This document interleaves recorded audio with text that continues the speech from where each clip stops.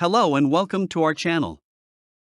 Today, we're diving into one of the most effective productivity tools ever devised: the Eisenhower Matrix.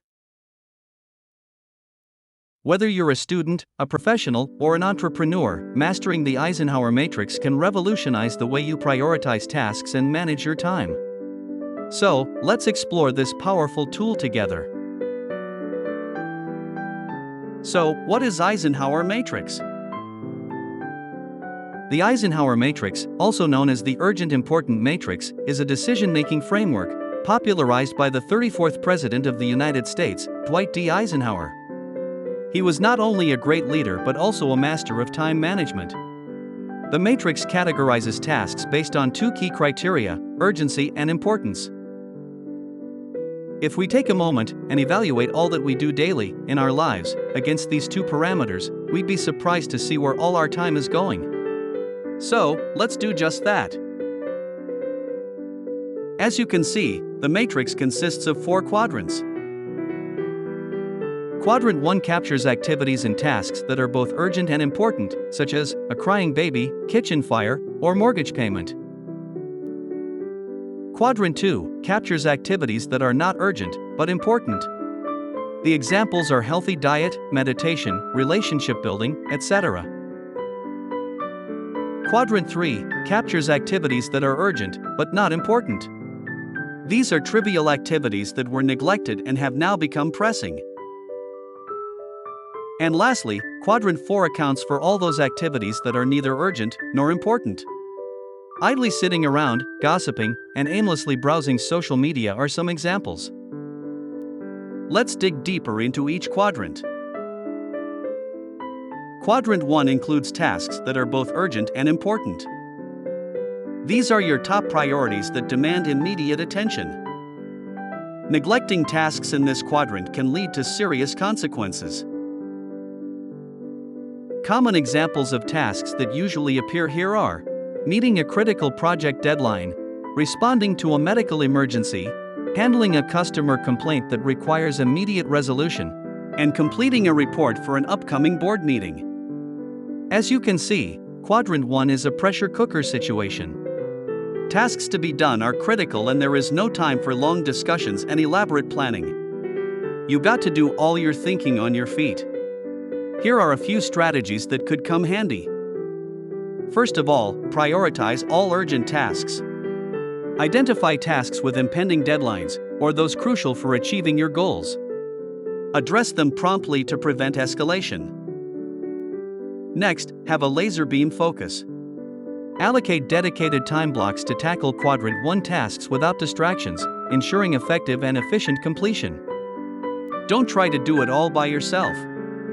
If possible, delegate tasks in this quadrant to capable individuals to share the workload and expedite the resolution process. Last but not the least, proactively identify potential Quadrant 1 tasks and develop contingency plans to mitigate risks and minimize last-minute emergencies. Now, let's move to Quadrant 2. These are tasks that are important, but not necessarily urgent. This quadrant is where true productivity thrives. Investing time here helps prevent crises from arising in Quadrant 1. Let's quickly see a few examples of Quadrant 2 activities. Long-term strategic planning for business growth. Investing in personal development through reading or attending workshops. Building and nurturing professional relationships.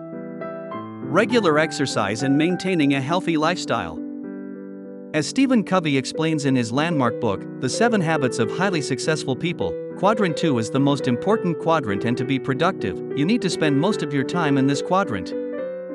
Let's discuss strategies for prioritizing Quadrant 2 tasks.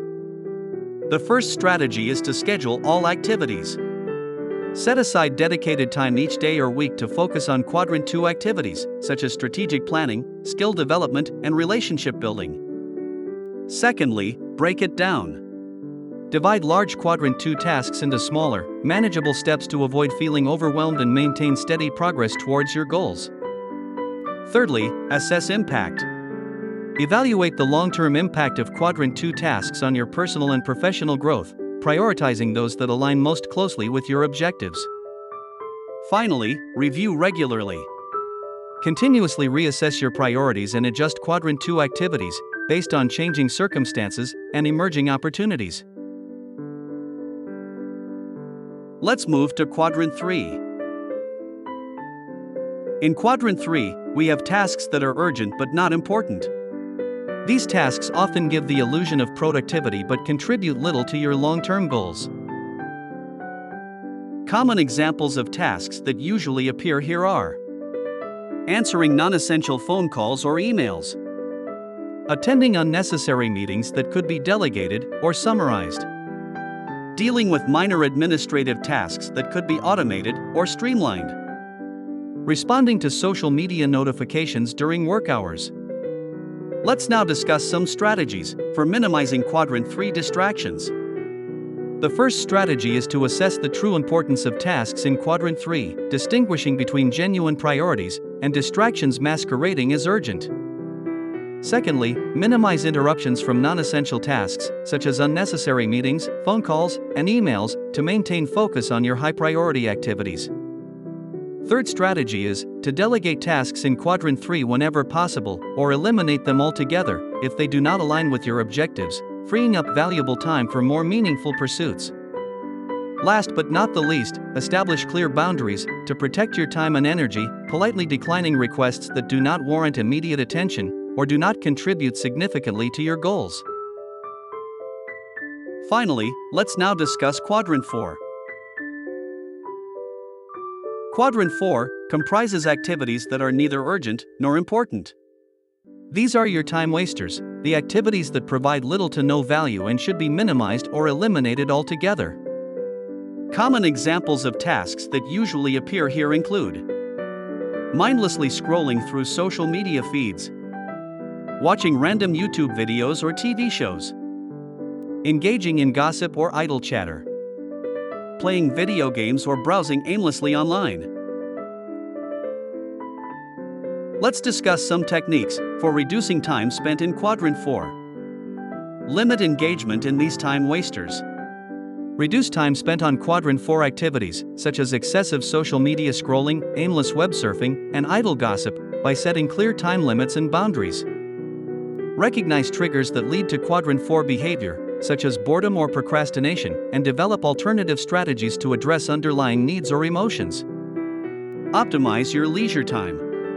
Instead of mindlessly consuming content, engage in activities that rejuvenate your mind and body, such as exercise, reading, or spending quality time with loved ones. Practice mindfulness.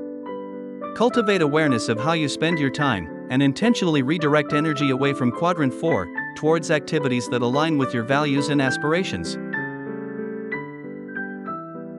Now that we've explored each quadrant of the Eisenhower Matrix, let's discuss how to effectively apply this framework in your daily life. Start with Quadrant 1. Begin each day by addressing tasks in Quadrant 1 to prevent crises and maintain control over your workload. Plan ahead. Allocate time for Quadrant 2 activities in your schedule, ensuring that important but non-urgent tasks receive the attention they deserve. Delegate wisely. Delegate tasks in Quadrant 3 to competent individuals, freeing up your time for more valuable pursuits. Reflect and adjust. Regularly review your task list and adjust priorities based on changing circumstances and emerging opportunities. As we conclude today's discussion, I encourage you to reflect on your own tasks and priorities.